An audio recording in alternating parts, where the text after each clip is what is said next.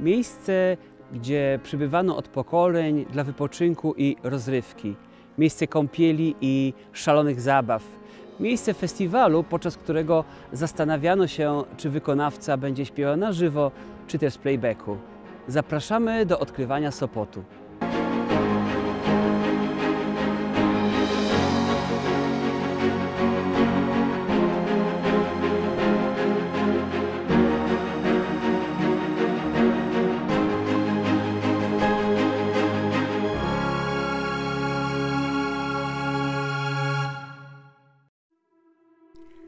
Celem naszego październikowego wyjazdu była Gdynia. Jednakże wracając do Krakowa, postanowiliśmy zatrzymać się jeszcze na kilka godzin w Sopocie. Mamy świadomość, że kilka godzin to zdecydowanie za mało, żeby dotrzeć do każdego miejsca, które warto odwiedzić, jednak wystarczająco dużo, żeby spróbować pokazać zmiany, jakie dokonały się w najczęściej odwiedzanej strefie, tej nadmorskiej. Niektórzy uwielbiają Sopot za najsłynniejsze i najdłuższe w Polsce molo i szerokie plaże. Inni zachwycają się atmosferą miasta, a jeszcze inni, ci sceptycznie nastawieni, mówią, że w Sopocie tak naprawdę nie ma niczego ciekawego i że jest mocno przereklamowany. No cóż, pozwólcie, że się ze sceptykami nie zgodzimy, ale o tym za chwilę. Zacznijmy od tego, że pierwsza wzmianka o miejscowości Sopot pojawiła się w 1283 roku w akcie donacyjnym księcia pomorskiego Mściwoja II na rzecz klasztoru cystersów w Oliwie. Później była to po prostu wieś należąca do tamtejszego opactwa cystersów. Jednak wpływ na to, jakim miastem stał się Sopot, miały wydarzenia znacznie późniejsze, takie jak budowa pierwszego domu letniskowego pod koniec XVIII wieku, czy budowa pierwszego kąpieliska morskiego na początku wieku XIX. To właśnie wtedy nastąpił prawdziwy rozkwit Sopotu, który zaczął być modnym kurortem, w którym bawili się zamożni wczasowicze. Wiodącą rolę odegrał Jan Jerzy Hafner, były lekarz armii napoleońskiej, który otworzył w Sopocie pierwszy zakład kąpielowy z prawdziwego zdarzenia. Posiadał on 6 kabin, gabinet do natrysków, leżalnię wypoczynkową, poczekalnię, kotłownię oraz mieszkanie dla małżeństwa obsługującego kuracjuszy. W kabinach zainstalował wanny, do których rurami doprowadzona była zimna woda morska, ale także woda morska podgrzewana. Plaże otwarte były w wyznaczonych godzinach przed i po południu. W tym czasie rybacy mogli łowić ryby w odległości 2000 stóp od brzegu. Nad respektowaniem przepisów czuwał żandarm opłacany przez uzdrowisko. W ciągu następnych lat powstały kolejne budynki uzdrowiskowe: dom zdrojowy, łazienki południowe i łazienki północne. Duże znaczenie dla rozwoju miasta miało doprowadzenie tu kolei w 1870 roku, dzięki której do Sopotu zaczęli zjeżdżać letnicy. W okresie międzywojennym Sopot został przyłączony do wolnego miasta Gdańsk, a w czasie II wojny światowej znalazł się w granicach III Rzeszy. W marcu 1945 roku do Sopotu wkroczyły wojska radzieckie, a zniszczeniu uległo około 10% ówczesnej zabudowy, w tym najbardziej reprezentacyjne obiekty związane z kąpieliskowo-rekreacyjną funkcją miasta. W tym samym roku Sopot został wcielony do Polski, a pozostała w mieście ludność niemiecka została wysiedlona. Ciekawe jest to, że miasto aż do lat międzywojennych nie miało ustalonej polskiej nazwy. Najczęściej używano niemieckiej Sopot. A ludzie tworzyli własne tłumaczenia, Sopoty czy nawet Soboty. Tymczasem poprawna nazwa to Sopot, co znaczy osada założona na miejscu zdroistym z sapowatem, jak tłumaczył ksiądz Pobłocki w swoim Słowniku Kaszubskim wydanym w 1887 roku.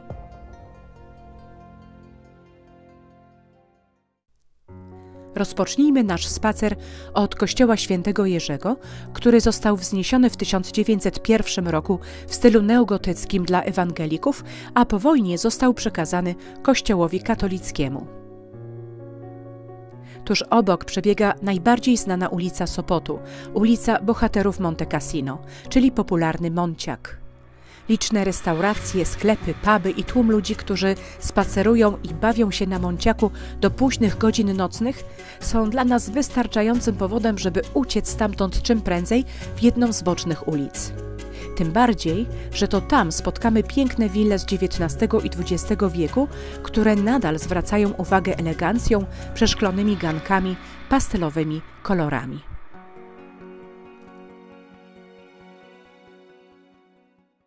Kontynuujmy nasz spacer w stronę morza. Oto Sopocka Latarnia Morska. Jest ona częścią dawnego zakładu balneologicznego, który po wojnie stał się szpitalem reumatologicznym, a powstała w 1903 roku bynajmniej nie jako latarnia. Jest to bowiem dawny komin kotłowni szpitalnej, obudowany wieżą z galerią widokową na szczycie. To jedyny komin w Polsce, który dostąpił zaszczytu bycia latarnią morską. Obecnie światło ma zasięg nominalny 7 mil morskich i formalnie nie jest już zaliczane do polskich latarni morskich. Na jej szczyt prowadzą spiralne schody, a sama wieża ma 39 metrów wysokości. Stąd już niedaleko do Łazienek Południowych. Zbudowane w 1907 roku, stylizowane na tradycyjną architekturę skandynawską, modną wówczas w Sopocie. Od strony morza znajdowały się przebieralnie i pomosty kąpielowe, podzielone na osobne segmenty dla pań, panów i rodzin. W pomieszczeniach od strony promenady z kolei mieściły się restauracje, kawiarnie i zakłady fryzjerskie. W 1938 roku urządzono tu schronisko wycieczkowe dla Hitlerjugend. A w latach 90. chiński inwestor otworzył w odrestaurowanym budynku hotel i restaurację Chonghua. Sprzed hotelu roztacza się widok na najdłuższe molo nad Bałtykiem, które jest jednocześnie najdłuższym drewnianym molo w Europie. Słynne sopockie molo ma około pół kilometra długości, część spacerowa ma 511,5 metra, z czego 458 metrów wchodzi w głąb Zatoki Gdańskiej. Podobno spacer na molo ma niezwykłe walory zdrowotne. Stężenie jodu rośnie w miarę oddalania się od lądu i na końcu molo jest aż 2 razy wyższe niż na plaży. Warto wiedzieć, że pierwszy pomost miał tylko 31 metrów długości i zbudował go w 1827 roku dr Jerzy Hafner jako dodatek do domu kąpielowego. Molo było rozbierane na zimę i ponownie budowane przed sezonem letnim. Pomost stopniowo wydłużano i rozbudowywano. Pod koniec lat 20. XX wieku osiągnął długość, którą znamy dzisiaj. Początkowo służyło ono okolicznym rybakom jako lokalna przystań.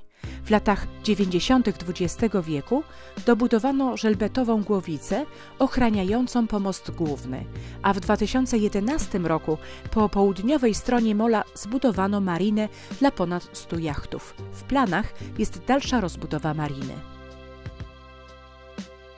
Molo pełniło też, zwłaszcza w okresie międzywojennym, funkcję przystani dla dużych statków pasażerskich. Statki kotwiczyły w pewnym oddaleniu od mola, do którego pasażerowie byli przewożeni łodziami.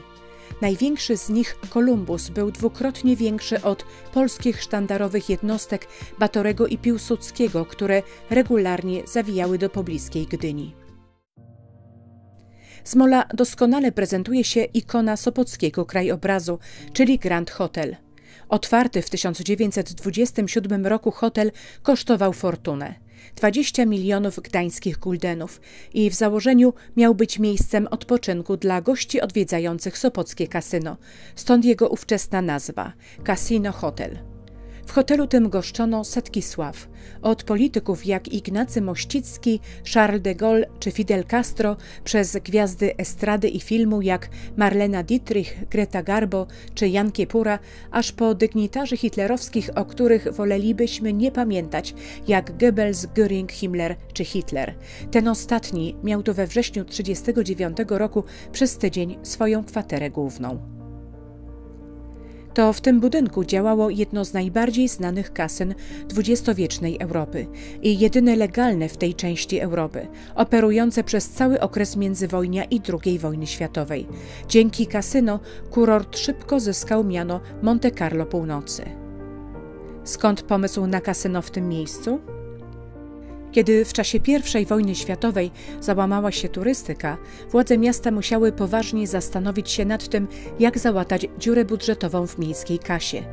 Dlatego też przystały na propozycję otwarcia w 1919 roku w Sopocie kasyna, z którego zysków do kasy miejskiej trafiało aż 50% udziałów. Popularność kasyna rosła w takim tempie, że już na początku lat 20. władze miasta przejęły kontrolę nad miejscem i w 1927 roku specjalnie dla niego wybudowały nowy obiekt hotelowy, czyli dzisiejszy Grand Hotel, najbardziej luksusowy w całym wolnym mieście Gdańsk, do którego należał wtedy Sopot. Kasyno przyciągało ludzi żądnych emocji i wielkich wygranych, zarówno arystokratów, jak i bogatych turystów. Generowało dochody, ale budziło również kontrowersje i było tłem dla wielu skandali czy polem do działania zawodowych oszustów. W czasie II wojny światowej funkcjonowało jako kasyno Rzeszy Niemieckiej. Było jednym z 3 formalnie działających na terenie III Rzeszy. Bawili się tu m.in. niemieccy żołnierze stacjonujący w Polsce. Anegdota z tamtych czasów mówi o wkroczeniu do miasta Rosjan, którzy niszczyli wszystko, co napotkali po drodze, szczególnie obiekty, które kojarzyły im się z hitlerowcami lub kapitalizmem. Runąć miał m.in. Grand Hotel, ale podobno udało się go ocalić za butelkę wódki. Obecnie hotel występuje pod marką Sofitel, sieci należącej do francuskiej grupy hotelarskiej Accor. Tuż obok znajduje się już 4. stojący w tym samym miejscu dom zdrojowy. Oddany w 2009 roku do użytku mieści pijalnie wód solankowych, centrum konferencyjne, galerię sztuki, salę balową, eleganckie restauracje i kawiarnie oraz centrum spa. Pierwszy dom zdrojowy, salon kuracyjny Kurzal, wybudowano w Sopocie w 1824 roku. Był to skromny, parterowy budynek stojący prostopadle do brzegu morza. Drugi dom zdrojowy stał już równolegle do brzegu. Po jego zburzeniu w 1910 roku powstał trzeci. Mieściły się w nim sale balowe, restauracje, kasyno i hotel. Został spalony podczas działań wojennych w 1945 roku.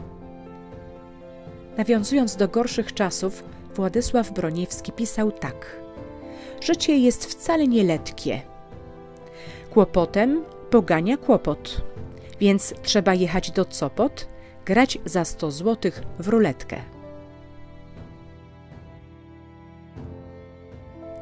I podobnie jak ma to miejsce i w innych naszych filmach, przenieśmy się w czasie do Sopotu sprzed 100 lat i porównajmy te same miejsca wtedy i dziś.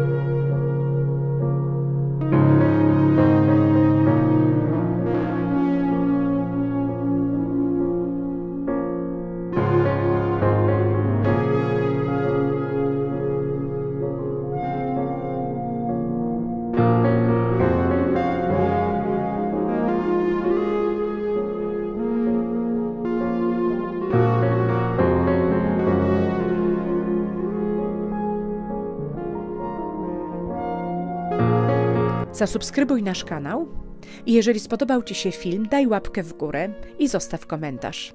Dziękujemy.